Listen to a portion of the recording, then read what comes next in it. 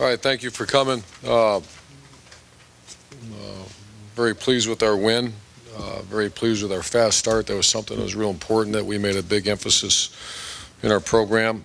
Not very pleased when we had the lull in the second quarter when we had those 4 bad drives, but I'll give you a quick rundown of our personnel and how they played. First of all, offensive champions, Jordan Hall, great to see him, 159 yards and graded out 81%. I guess those are career highs for him, and I thought he played very well. Chris Fields had 2 touchdowns, 3 out of 3 opportunities, made all 3. And Philly Brown graded out champion. Offensive player of the week was Jordan Hall. Obviously not near what we expect on offense. We have to get a lot better, but those kids did play well. On defense, you had Noah Spence. I believe that was his first start. Graded out 80% and had a sack. Graded champion. Duran Grant graded out 96%. Out of 21 opportunities made to play 18, which is high. And a lot of opportunities made his plays. And Christian Bryant was defensive player of the game and graded out at 94%. So we got to do a little better. The good thing is we have a chance to get better. A lot of new players on defense. When Shazier cramped up, we were down there. Christian Bryant was basically our only veteran player out there. So I'm anxious to see a lot of improvement. We should get, looks very positive for C.J. Barnett to be back. Bradley Roby will be back. We're going to get more play out of Corey Lindsley on offense. And so that's a positive. We're starting to get our roster back intact. As of now, Rod Smith will be back if he has a good week of practice and does it all right. So that helps us. Where I'll really notice that is in special teams. Positive about kicking game was our kickoff unit was fantastic. I want to say that they were held inside the 20 every time. I believe they were, except for once on the 20 or 22. And special teams player of the week was Ron Tanner. And an honorable mention went to Von Bell. Von Bell had 3 tackles on kickoff. Ron Tanner just really played well on kickoff and a variety of other spots on special teams. It was good to see our Australian get in there and punt the ball a little bit. Kind of negotiated not a great snap, and I expect him to get a lot better as we move forward. So I'll answer any questions for you. On the right, David. Coach, David Wilson, 10 TV.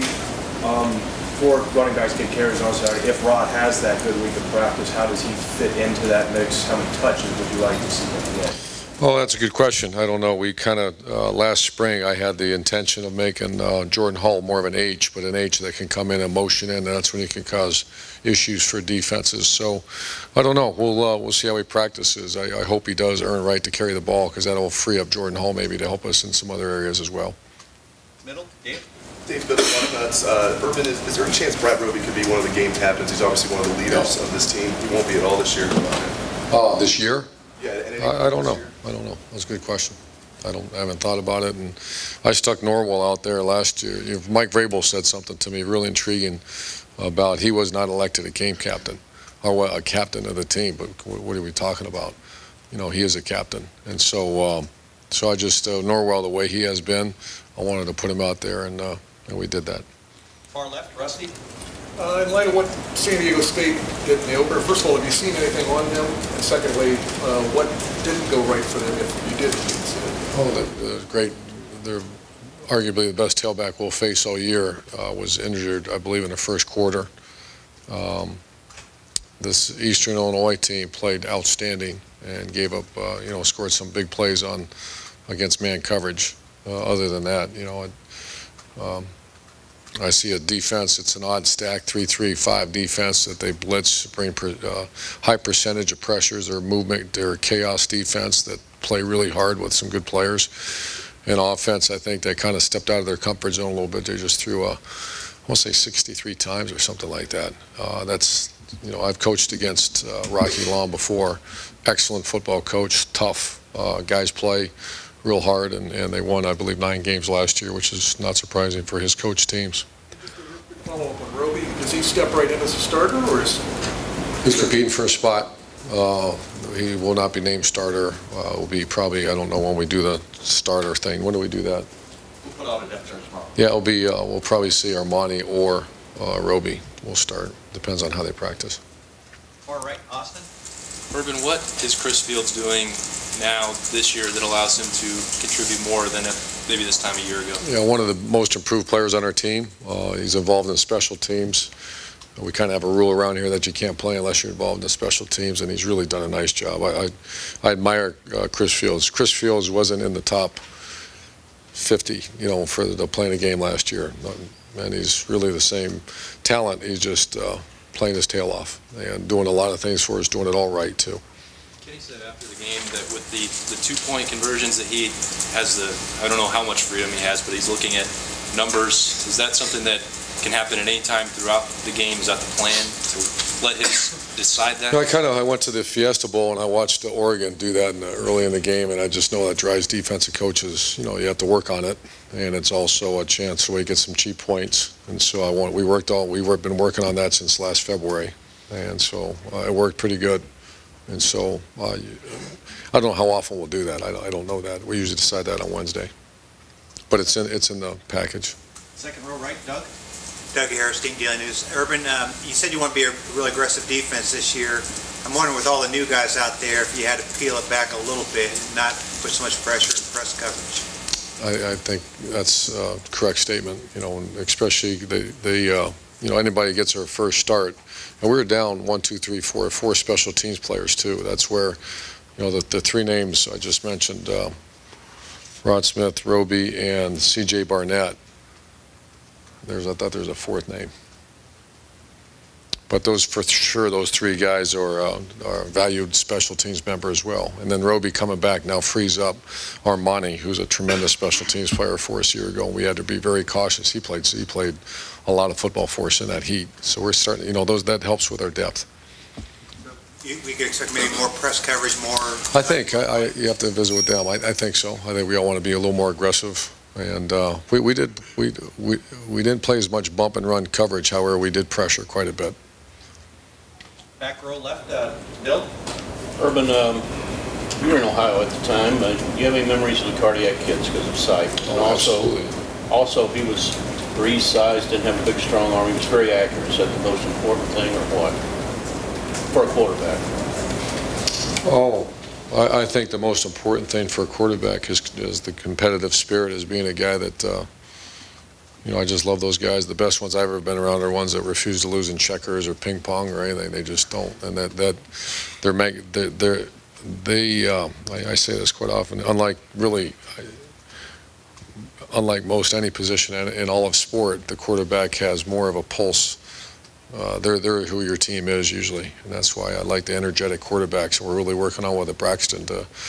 He came out pretty energetic, and we had a lot of enthusiasm going. So we just need to sustain that. So I think competitive spirit is number one, and then toughness number two, and the ability to get out of a bad play is number three. So I'm not sure if I'm answering your question, but that's what I look for. Specific memory of that cardiac kid season.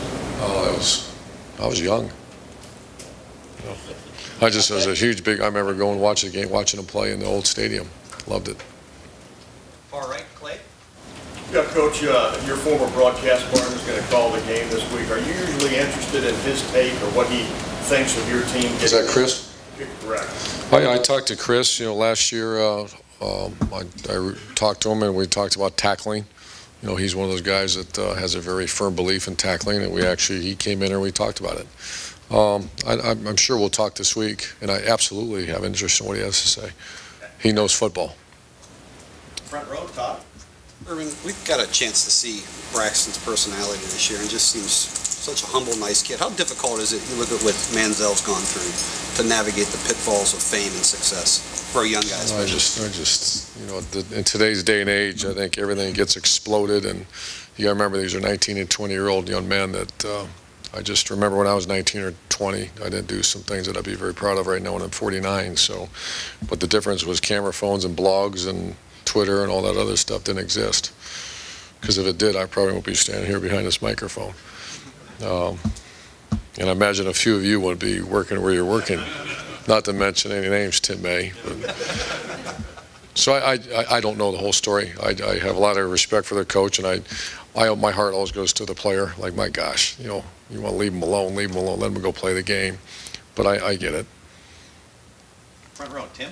Yeah, Urban Tim, Columbus Dispatch. A couple of three questions. Number one, when you watched Bradley work over the last month, what have you seen about him? Have you seen what you wanted to see? You understand what I'm asking there? And just what will he bring, you think, to the... Here's how I'm going to give my take on Bradley Roby, who I have a lot of respect for, and his mother as well, is he made a decision to come back. And his decision to come back, I don't know if he even announced why. It's because he came in with a group of players and he wanted to finish, which I think is very admirable. He catches a lot of people in his ear. People that, you know, you could have done this, you could have done this, and then after you've been told that for so long. So I believe that he went through a little bit of a funk of buyer's remorse or whatever. And I'm not, you know, I think he'd be a good one to talk to because he's a mature guy. At the right time, you can. And I've seen ever since the incident that occurred, which, by the way, everything was, once the videotape came out and everything, there was no assault, there was no battery, there was no whatever. But I think he learned a really strong lesson. He's done everything we've asked him to do, and I'm anxious to get him back on the field. Second thing, special teams. Have you seen something with Kerry Coombs as the coordinator? Have you seen I don't know, more coordinated approach? I mean, just talk about what. It seemed to have y'all seem to have a pretty good day with those on Saturday and stuff. But I think he's a little more organized than the previous coordinator we had here. You know what I'm talking about? Yeah. With Kerry, the number one I think I see Kerry's organization, but not number one thing. Number one thing is energy and passion and motivation. He's a tremendous motivator, very good in front of the team. And I wanted to be. I have so much stuff going on. I wanted to be fair, and to be able to devote much because I devote a lot of time to our offense too. So I just wanted to be fair, and I thought, you know what, he earned that right, and he's doing, I think, a very good job of it. Middle, Steve. Yeah, Coach, after you guys went back and looked at the tape, some of the breakdowns on the offensive line, what were some of the consistent themes, or what were the things that you guys saw that were happening? Well, we get beat a couple of times and it gets exposed. I mean, for the most part, I think we played okay. You can't get exposed. And the player they had, his stock in the draft just went up a little bit after playing against us. He did a very good job. He manhandled some guys and did a good job. So whenever that happens, what do? You go back to your fundamentals and keep working and keep grinding. I have the utmost confidence in our offense line and their position coach. What he did with them a year ago and what he's doing now with them, that they'll play much better, and they have to. But give credit where credit due. There was issues, and the biggest issue is a fantastic football player. He could play anywhere at any school in America. The kid for Buffalo. Front row left, Doug. Doug Lane, Cleveland.com. Urban, you talked after the game that you scored 40 points and you're a little disappointed. That's a good thing. But what did you think of the offense as a whole? And I know there's not probably a point total that you're shooting for each week, but do you have pretty high expectations? Yeah, very high expectations. You know, I want to score every time we touch the ball. You know, I'm disappointed if we don't score. And that's, once again, high expectations. However, we have some talented guys. Our coaching staff's been together, and we should have been better. You know, we came out of the gate the way I kind of envisioned that we do. We kind of finished the game like I imagined we would too. We had two long drives, one 10-play drive, one 14-play drive. Not one time did we call a quarterback run in any of the times other than one quarterback draw, and then one coming out a sweep. So that's two for the entire course of the game. Now he scrambles. When you play man coverage teams, man under teams, which he did on a 3rd and 10, that's whether you're John Elway or Braxton Miller, that's part of how you defeat man under coverage. And same thing with drop 8. They did a lot of 3-man rush, drop 8 into coverage, and he kind of got out of there a little bit and scrambled. So that's part of quarterback play. That was not designed runs for him. So I have high expectations for our offense, very high, and I think we graded very average for this game without taking any disrespect in our opponent, because I think they did a good job. It seems like both San Diego State and Cal the next 2 weeks are going to be offenses that are going to try to run a lot of plays with some young guys on defense, guys having cramping issues. Do you think your defense is ready to face an offense that's going to play that way? I think we're more suited now that we get our 2 players back in the secondary, and I think our defensive line, that was the first time most of those kids have ever played. Curtis Grant, first time he played a whole. But the issue of cramping, we can't have guys leave the game.